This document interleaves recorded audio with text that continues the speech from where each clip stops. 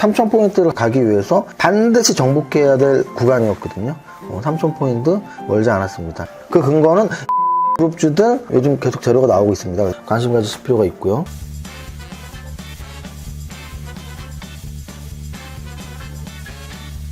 대표님! 라이씨 왔어요? 대표님! 그거 밸런스 합창단원 아닙니까? 뭐가 아니야, 맞지. 그렇습니다. 너도 어제 입었었잖아. 왜 모르는 척해? 이거 연기하지 말랬지? 컨셉입니다, 컨셉. 컨셉이야. 네네네. 라이씨, 맞습니다. 이 옷은, 카메라 돌아가고 있었던 거야? 이 옷은, 여기 보면은, 밸런스 콰이어라고 읽는다고 하더라고요. 저도 사실은, 이 CHOIR, 그래서, 잘 못 보던 단어였는데요. 합창단이라는 뜻이래요. 그래서 밸런스 콰이어, 밸런스 합창단. 저희 합창단 단복입니다. 제가 이걸 오늘 입고 있는 이유는요, 어제 원래 이 옷을 밤에 입었었어요. 근데 너무 자랑스러워서 제가 합창단을 만들고, 그리고 지휘자 선생님을 모시고 또 반주 선생님을 모시고 거의 한 40명이 넘는 단원들이 매주 화요일마다 2시간씩 연습을 하고 있습니다. 그래서 지금 거의 한 3달 넘게 2시간씩 연습을 하고 있고요. 여태까지 연습한 곡은 뭐 이렇게 한두 번 한 곡 빼고 집중적으로 한 곡은 3곡이에요. 태평가, 나비에게, 그리고 아름다운 나라, 이렇게 3곡인데요. 그 3곡을 중심으로 해서 이렇게 대회를 나가고 싶은데 그러려면 사전 촬영을 한 것을 이렇게 좀 각 대회에 보내는 게 좋다고 하셔서 지휘자 선생님이, 그래서 어제 삼익 아트홀이라는 곳에서 촬영을 했습니다. 그래서 삼익 아트홀 가봤더니 멋있더라고요. 피아노도 막 되게 막 이쁜 피아노들이 쫙 있고, 그 아트홀이라서 그런지 이렇게 합창하는데 소리도 되게 잘 나오더라고요. 그래서 어제 촬영을 마치고 이 단복을 너무 자랑하고 싶어서 오늘 유튜브에 입고 왔습니다. 일단 여러분들도 취미가 있겠죠. 근데 저도 사실 취미가 여러 가지가 있어요. 근데 뭐 하나만 많이 하시는 분들도 있죠. 뭐 골프가 너무 좋아서 골프를 막 싱글 막 언더까지 치고 싶어서 막 일주일에 5번, 6번씩 골프장 가시는 분들도 있을 것이고, 또는 뭐 러닝이 너무 좋아서 세계 뭐 6대, 5대 마라톤들 있잖아요. 뭐 보스턴 마라톤, 뭐 그리고 뭐 베를린 마라톤, 뉴욕 마라톤, 이렇게 막 유명한 마라톤들이 있는 걸로 알고 있는데요. 그런 데까지 막 출전하는 러너분들도 있는 것으로 알고 있고, 그래서 자신들이 좋아하는 분야에 이렇게 집중해서 취미를 하고 있는 분들이 많이 있는데, 사실 취미가 있는 게 좋은 것 같아요. 왜냐면 취미라는 건 일과 다른 거잖아요. 일은 돈 벌려고 하는 거고, 물론 좋아서 하면서 돈까지 벌면 좋지만 싫다 하더라도 해야 돼요. 돈은 벌어야 되니까. 취미는 돈 벌려고 하는 게 아니고 사실은 돈 쓰려고 하는 거거든요. 근데 이제 그냥 돈 쓰면 안 되죠.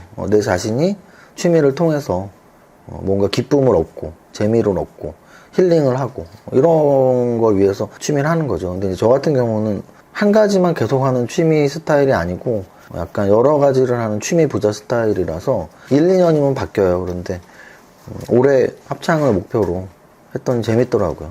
7월 첫째 주 토요일 강연회 지금 공지가 계속 나가고 있는데요. 워낙 큰 데라서 아직도 안 찼습니다. 거의 한 4분의 3 찼다고 하던데, 아직도 2주가 넘게 남았으니까 여러분들이 강연에 오고 싶으신 분들은 강연의 내용 한번 읽어보시고 신청하시면 되고요. 참고로 건대 강연에 오신 분들은 2년 연속 했는데 2번째도 꼭 참석하시더라고요. 왜냐면 좀 제가 크게 하는 강연은 공연처럼 하기 때문에. 그래서 이번에도 그동안 좀 갈고 닦은 마술쇼, 그리고 합창 이렇게 좀 준비를 하고 있습니다. 그래서 여러분들이 커리큘럼 읽어보시고, 나 이거 토요일 한나절 이세무사가 하는 강연을 듣는 게 다른 어떤 것보다 더 가치가 있는 일이라고 판단되시면, 큰 금액 아니고 2만 원이잖아요. 그래서 신청하시면 좋을 것 같습니다.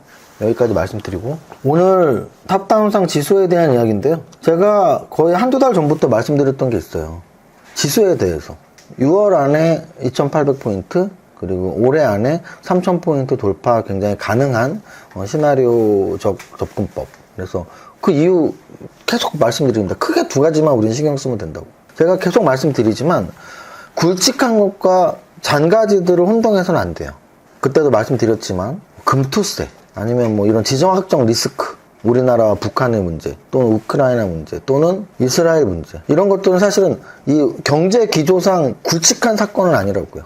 그 사건들이 우리 개개인적으로 나는 금투세가 정말 중요한 건데, 나는 지정학적 리스크 전쟁 같은 거 너무 싫어하고, 전쟁 이거 진짜 중요한 건데, 이거는 사회적인 또는 정치적인 또는 외교적인 이런 분야에서는 탑 원의 뉴스가 될 수 있을지 몰라도 주식시장은 그러한 모든 것들이 반영되지만 거기에도 가장 중요한 건 경제와 관련된 재료가 가장 크게 반영이 되고요. 그래서 올 한해 경제와 관련된 가장 큰 키워드는 제가 계속 두 가지라고 말씀드리고 있습니다. 첫 번째는 금리 인하의 시기예요. 금리. 그 누가 뭐라고 해도 금리 인하의 시기예요. 2번 하냐, 3번 하냐. 안 해도 됩니다. 내년에 할 건데 뭐. 올해 원래 연초한다 그랬잖아요. 연초에 안 하고 6월까지 왔죠. 근데 미국 증시 맨날 신고가인데? 왜? 안 했으니까 신고가인 거예요. 왜? 곧 하니까. 그지? 당연한 논리 아니에요? 그러니까 금리 인하 시기가 곧 오잖아요. 올해 안 하면 어때? 내년 연초에 하는데. 그때까지 계속 오르겠네, 그러면. 그죠? 그래서 금리 인하의 시기라는 게 첫 번째 논리고요.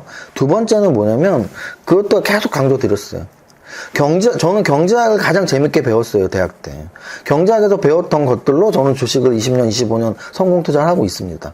경제학에서 배웠던, 미시경제에서 가장 중요하게 배웠던 게 수요 공급의 원칙이에요. 그래서 수요와 공급이 만나는 곳에서 가격이 결정된단 말이에요. 근데 그 미시경제에서의 수요 공급이 거시경제에서 총수요, 총공급으로 바로 연결이 돼요. 그래서 총수요 곡선과 총공급선이 만나는 그 지점이 바로 균형 GDP가 되고요. 균형 물가가 돼요. 그래서 경제의 성장과 물가를 경제학에서는 가르쳐 주고 있고, 그리고 그 경제 성장과 물가에 대해서 컨트롤을 하기 위해서 경제 정책을 피는 거예요. 가장 중요한 경제 변수 두 개가 아까 말씀드린 총수요 곡선과 총공급 곡선에서 만나는 GDP하고 물가예요. GDP하고 물가. 근데 경제 정책은 결국은 이 GDP로 대변되는 경제 성장과 물가로 대변되는 경제 안정을 컨트롤하는 게 바로 경제 정책이에요. 예를 들어서 지금은 물가가 높다고 하잖아요. 물가가 높기 때문에 지금 금리를 낮출 수가 없는 거예요. 만약에 물가가 안정이 되면 금리를 낮추겠죠. 왜? 경제를 발전시켜야 되기 위해서. 그래서 원래는 경제정책상으로는 물가와 GDP를 보면서 금리를 내렸다 올렸다 또는 재정정책을 확대했다가 축소했다가 이것이 바로 경제정책인데 경제학에서는 중요한 걸 가르쳐줍니다. 경제정책보다 더 중요하게 경제를 발전시키는 게 있다. 그건 바로 기술혁신이라고 가르쳐줘요. 그럼 그 기술혁신이 우리가 알고 있는 산업혁명, 인터넷혁명 이런 혁명자가 붙는 그런 시기에 우리 인류의 삶을 발전시켰을 뿐 아니라 전체 경제의 캐파를 높여놨단 말이에요. 마찬가지로. 그럼 지금은 무슨 시대예요? AI 혁명의 시대예요. 엔비디아가 어젯밤에 세계 시총 1위에 등극을 했다고 합니다. 그 이유는 삼척동자도 알 수 있는 AI에 가장 많이 쓰이는 부품을 생산하기 때문이에요. 그래서 엔비디아가 1등이라는 거예요. 그럼 지금은 제가 말씀드린 대로 금리 인하의 시대가 오고 있고 기술 혁신의 시대는 이미 한참 진행되고 있고 그러면 당연히 긍정적인 마인드를 장을 볼 수 있죠. 그 긍정적인 마인드를 큰 틀로 해서 그때 조정을 받는 거예요. 그럼 그 조정이 짧게 끝나고 올라가고 짧게 끝나고 올라가면 강세장인데 지금 보시면 작년 1월 또는 작년 10월 또는 올해 1월, 올해 4월 이렇게 좀 흔들리던 저점이 있거든요. 근데 그 흔들리는 저점에서 바로바로 전저점을 깨지 않고 지켜줘요. 또 고점은 이 고점을 여기서 뚫어주고 또 오늘 드디어 52주 신고가가 또 나왔다는 얘기죠. 저점을 지켜주고 고점을 뚫고 조정받다가 또 고점 뚫고 또 조정받다가 고점 뚫고 이게 상승장의 기본적인 패턴이거든요. 그래서 오늘 전고점을 뚫고 2800을 터치 못한 건 아쉽지만 중요하지 않아요. 내일 터치할 확률도 높고요. 또 터치 못했어도 2800은 그냥 단순히 심리적으로 2800 터치했다 해서 좋은 거지 사실 오늘 고점은 2799예요. 2799나 2800이나 도끼인 객긴 별 차이 없는 겁니다. 그래서 일단 전고점을 돌파할 정도의 강세를 확인시켜줬고 그러면 제가 예언한 게 두 가지인데 하나 맞았네요. 6월 안에 2800 돌파. 그러면 두 번째는 올해 연말까지 저는 3000포인트 충분히 돌파한다고 봅니다. 그 3000포인트 돌파하는 가장 큰 힘 두 가지 뭐라고요? 바로 금리 인하의 시기 그리고 기술 혁신의 시기. 이 두 개의 큰 틀을 기억하시면 돼요. 그러면 흔들림이 좀 적을 거 아니에요. 내가 갖고 있는 건 안 오르는데 안 오를 수 있습니다. 예를 들어서 오늘 이런 거예요. 오늘 지수 올랐으면 뭐해 난 재미없었어 라고 생각하시는 분들 많이 있을 수 있습니다. 그 이유는 뭐냐면 오늘 지수는 거래소 빵빠레를 울렸지만 2800 빵빠레를 울렸지만 거래소 등락 영향을 보면 오른 게 340개 떨어진 게 539개예요. 오른 게 훨씬 적죠? 또 코스닥도 거래소보다만큼은 아니지만 플러스 마감했거든요. 코스닥은 오른 게 600개, 떨어진 게 900개. 그러면 이게 어찌 된 거냐? 대형주가 잘 갔기 때문이에요. 대형주가 중소형주보다 더 강한 장이었기 때문에 등락 현황은 하락 종목이 더 많았지만 지수는 올라간 거예요. 그러면 여러분들의 포트에 만약에 대형주가 좀 더 많았다면 오늘은 여러분들의 포트가 아마 플러스를 냈을 겁니다. 반대로 중소형주 위주의 포트였다면 보합 정도나 약간 마이너스가 났을 수도 있어요. 그럼 여기서 여러분들은 이 더러운 세상, SK하이닉스만 맨날 오르고 반도체만 오르고 자동차만 오르는 더러운 세상, 난 딴 거 갖고 있는데 라고 할 필요가 없다고요. 제가 주식을 오래 했지만 결국은 언제든지 키 맞추기가 진행이 돼요. 그래서 한쪽 섹터가 너무나 잘 가면 다른 쪽도 따라가고, 대형주가 너무 잘 가면 중소형주도 따라가고, 또 반대로 중소형주가 막 가다 보면 대형주도 따라가고, 이렇게 키 맞추기가 안 이루어지면 어떻게 될까요? 그러면 대형주는 끝도 없이 10배, 100배 가고 중소형주는 다 상장 폐지 됐어야죠. 그렇지 않습니다. 이거는 제가 우리나라 지수에 대한 이야기할 때도 마찬가지로 하죠. 글로벌 증시에서 우리나라가 약세입니다. 약세인데 우리나라만 계속 못 가면 우리나라는 상장 폐지되고 우리나라 기업들 다 외국 나가고 우리 다 굶어 죽었어야죠. 그렇지 않다라는 거예요. 실제로 오늘 우리 거래소의 상승률은 아시아 증시 평균보다 훨씬 높았습니다. 이렇게 생각하시면 돼요. 그래서 오늘은 강하게 2800을 돌파하진 않았지만 고점이 2799니까 2800 돌파나 다름없고, 특히나 2800을 강조했던 건 전고점을 돌파한다는 뜻인데 전고점을 돌파해서 연중 최고가는 물론 52주 신고가를 뚫었습니다. 제가 그랬죠. 턱걸이 한 개를 해야지 10개를 한다고. 3000포인트를 가기 위해서 반드시 정복해야 될 구간이었거든요. 3000포인트 멀지 않았습니다. 제가 그냥 하반기, 올해 안에라는 표현을 썼지만 흐름만 잘 타면 사실은 뜨거운 여름에 7, 8월에 또는 낙엽지는 가을에 9월, 10월에 충분히 갈 수 있습니다. 올해 안에라고 말씀을 드렸던 것 뿐이죠. 그 근거는 네가 뭔데 뭐 점쟁이냐 3000포인트가, 저 점쟁이 아니에요. 그냥 확률적으로 말하는 겁니다. 확률적으로 금리 인하의 시기와 AI 기술 혁신의 시기가 맞아 떨어졌기 때문에 하락보다는 상승 쪽이 훨씬 확률이 높다라고 말씀드리는 거예요. 다만 우리나라가 너무 약해서 속상하고, 글로벌 증시는 너무 좋은데 우리나라가 약해서 속상하고 걱정됐는데, 오늘 이 정도의 흐름이라면 다른 나라 좀 쉴 때 우리가 가고. 왜? 어젯밤에 미국 못 갔어요. 어젯밤에 미국 약간 보합이었거든요. 물론 엔비디아가 잘 갔지만 전체적으로 지수는 보합 마감을 했단 말이에요. 근데 우리나라 거래소는 지금 1% 이상 상승 마감했잖아요. 이런 식으로 키 맞추기가 진행될 가능성이 높다라고 말씀을 드립니다. 자, 거래소 대형주 보겠습니다. 삼성전자, 오늘 삼성전자 고점 대비는 밀렸습니다. 고점 대비 밀렸는데 재밌죠. 삼성전자가 고점이 3.38까지 올라갔었거든요. 근데 밀렸어. 근데 아까 뭐라 그랬죠? 거래소 지수는 종가가 최고가예요. 보세요. 거래소 지수는 장중 고점이 2799, 종가 2797. 거의 그 고점이죠. 지금 윗골이 없잖아요. 이렇게 얼핏 보기에. 근데 삼성전자는 윗꼬리를 만들었습니다. 그죠? 더 재밌는 것은 SK하이닉스는 심지어 마이너스 하락 반전을 했어요. 그래서 오늘은 사실은 장 초반 시작했을 때는 삼성전자랑 SK하이닉스가 쭉쭉쭉 끌어올리면서 지수를 끌어올렸고, 거의 11시, 12시부터는 오히려 반도체주들은 조정을 받았는데 나머지 쪽 애들이, 뭐 2차전지 애들이나 아니면 금융주나 이런 애들이 또 들어올리면서 지수는 결국 강세를 보였다. 이게 바로 제가 말씀드린 키 맞추기 효과라는 얘기예요. 만약에 어제 엔비디아가 시총 1위가 돼서 삼성전자랑 SK하이닉스만 움직였다면 얘네가 SK하이닉스가 마이너스 반전했으니까 지수는 마이너스 마감했어야 되잖아요. 근데 그렇지 않았다고요. SK하이닉스가 마이너스 되는 동안 다른 종목들이 받쳐준 거죠. 어떤 종목들이 받쳐줬냐면 LG에너지솔루션 오늘 3% 상승했고요. 현대차랑 기아 오늘 윗골이 만들긴 했지만 역시 상승했고, 삼성바이오로직스랑 셀트리온도 2% 이상 상승했고, 삼성 SDI는 무려 4% 상승했고, 삼성물산도 3% 상승했고, 포스코 퓨처엠도 3%. 그래서 반도체가 좀 죽는 동안 2차전지가 받쳐줬다. 그리고 지주회사나 금융주들도 받쳐줬다. 이렇게 말씀드릴 수 있습니다. 특히 5% 이상 오른 LG전자는 좀 주의 깊게 볼 필요가 있습니다. 지난번 양선 나왔고 음선으로 쭉쭉쭉 늘어지다가 다시 한번 양성 나와서 좋은 차트예요. 좋은 차트. 전체 종목 한번 상승을 보겠습니다. 코스피 200의 전체 종목, 코스피 200 종목 상승률. 하나 에어로스페이스 다시 역사적 신고가. 하나 에어로스페이스는 뭐예요? 방산주, 거기에 플러스 우주항공청 생겼잖아요. 우주항공주. 그래서 하나 에어로스페이스의 신고가에서 방산주, 우주항공 관련주를 계속 봐야 된다. 계속 봐야 된다.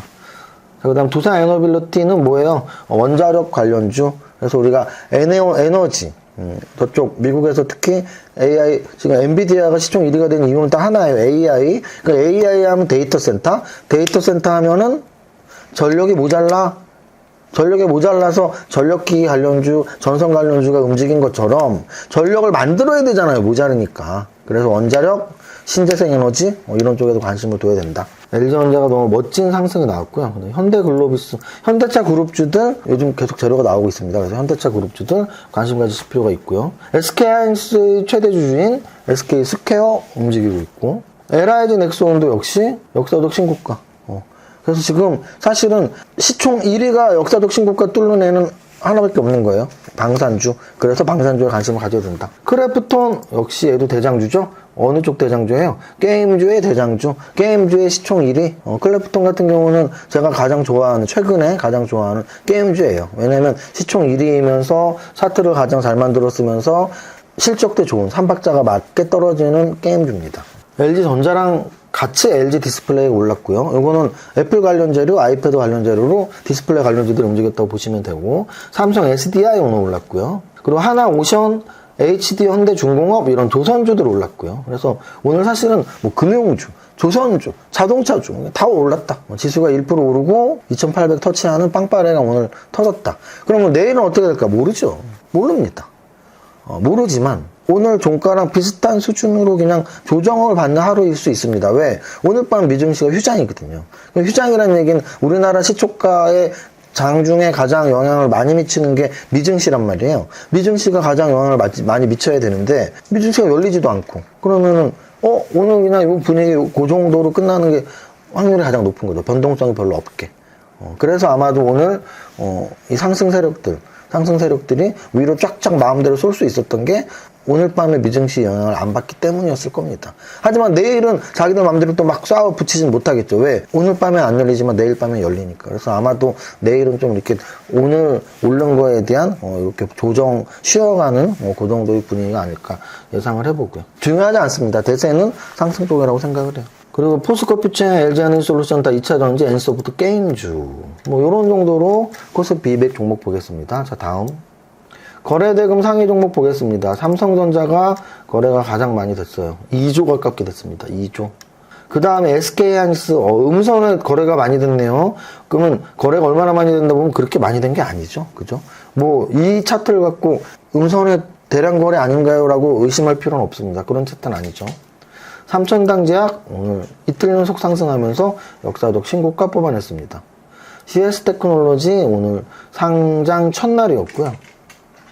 두산에너빌리티 아까 말씀드렸지만 원자력 관련주의 대장주, 그 다음에 하나에어로스페이스 바로 방산의 대장주, 그 다음이 LG전자 오늘 재료 나왔다고 말씀드렸고, 그리고 한국가스공사는 제가 일단 지난번 상승 초기에는 틀렸다고 말씀드렸고요. 하지만 얼마나 더 가겠소라는 생각은 사실 있어요. 왜냐면 너무나 먼 얘기라서. 그래서 오히려 시추 관련, 이거 시추를 준비하는 과정이 몇 년이 걸리니까 준비 과정, 그래갖고 오늘 상한가에 아마 철강 관련주들이 있을 거예요, 아직도. 그래서 그 시추관이나 이런 것들에 관련된 재료들은 움직임이 나올 수 있어도 재료에 따라서 가스가 아직 나오려면 진짜 언제 나올지도 모르고 확률적으로 안 나올 수도 있는 거기 때문에 한계가 있지 않을까라는 생각을 하고 있습니다. 요 정도까지 하고 상승률 상위 종목 보겠습니다. 바로 나오네요. 넥스틸이라는 종목이 상한가 갔는데 이 종목이 철강 관련주면서 영일만 근처에 딱 공장을 짓겠다라고 발표를 했어요. 그러니까 모르겠어요. 진짜 그러겠죠. 주가 올리려고 하는 건 아닐 거예요. 그래서 어쨌든 그러고 싶다, 하겠다 계획을 발표하면서 상한가를 쳤습니다. 카페24 같은 경우는요, 이거는 제가 유튜버라서 정확히 알고 있는데, 사실 저도 우리 직원들하고 검토를 한번 한 적이 있어요.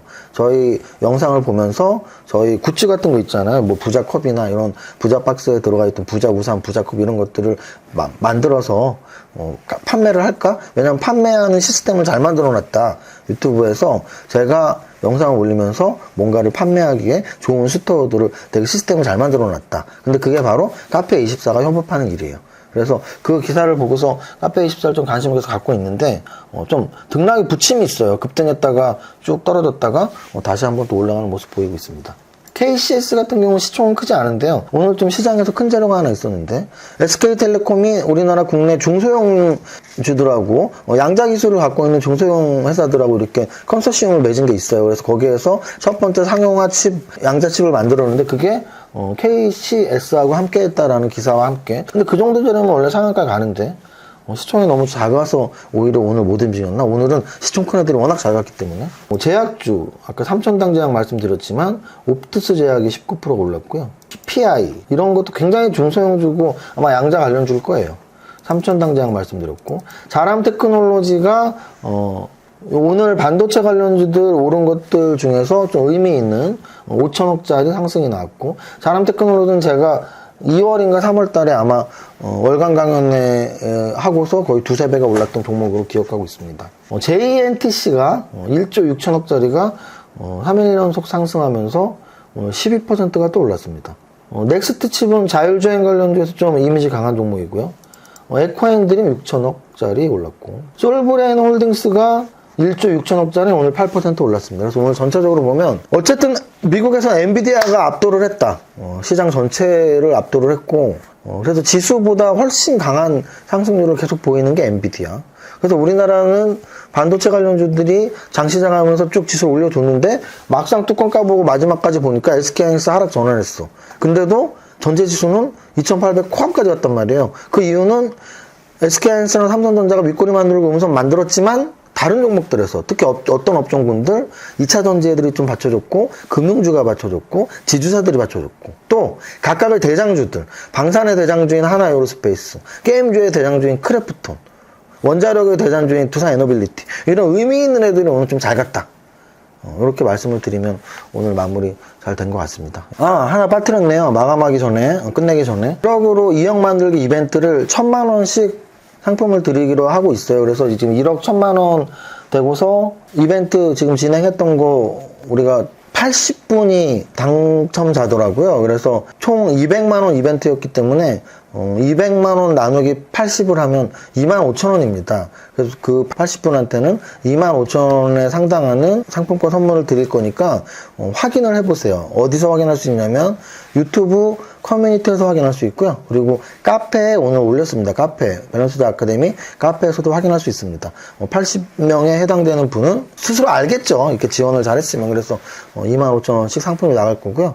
그리고 그 다음 상품은 1억 2천이 됐을 때 나갈 겁니다. 그래서 어제까지 1억 1,600만 원 만들었었는데 오늘 1억 1,268만 원입니다. 그래서 뭐 빠르면 이번 주 목금 이틀 남았는데 그렇긴 힘들 것 같아요. 그래서 뭐 이번 주에 열심히 해서 기반을 다져서 다음 주 6월 마지막 주 전에 그래도 1억 2천 또 해서 300만 원, 1억 2천엔 300만 원 상품이에요. 1억 3천은 400만 원 상품이고, 그래서 1억 2천에 300만 원 상품을 여러분들한테 또 드리고 싶습니다. 여기까지 하고, 제가 이렇게 여러분들하고 취미도 함께 하고 선물도 드리고 하는 건 여러분들도 아시다시피 저는 경제적 자유를 얻었기 때문이에요. 거기에 플러스 저는 회사를 운영하고 있으니까 저희 회사 홍보도 함께 할 겸 이렇게 하고 있는 겁니다. 그래서 여러분들이 저희 회사 이벤트, 제 강연회, 제가 운영하는 카페 이런 거 다 보시면서 함께 공부하시고 나는 이런 정도의 공부라면 무료를 넘어서 유료도 하고 싶다 하신 분들은 우리 밸런스드 아카데미 카페, 회사, 유료 사이트가 있어요. 거기서 또 공부 같이 하시면 좋은 효과가 있지 않을까 생각합니다. 여기까지 하겠습니다. 자, 첫 번째 줄 노래 시작. 나는 10년에 100억 투자했고 파이팅! To survive the stock market, we need to learn our ways. I see you. 더워. 이렇게까지 해야 돼? 세금 신고 부탁드려요. 알겠습니다. 세무사는 거들 뿐. 하나 둘 셋 이자 세금 신고 완료. 마구 마십 성공했어. 죽을 뻔했네. 나 보험 가입 돼 있지? 보험 가입은 밸런스 에셋에서 Don't think, just do. 지금 가입하라고. 유튜브 멤버십 가입했어? 아니요. 제발 가입해. 이러다 다 죽어.